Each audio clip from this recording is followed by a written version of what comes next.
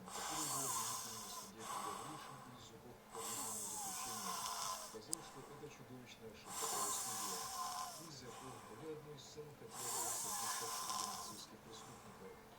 Невозможно подсчитать количество людей, желающих свидетельствовать против нее не только потому, что она была женой коменданта лагеря, но и потому, что это проклятое Богом существовало.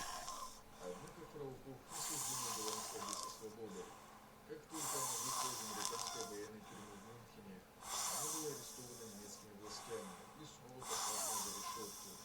Фемида Новой Германии, стремясь как-то загладить вину за массовое преступление нацистов, сразу же посадила Иззуков на скамью подсудимых.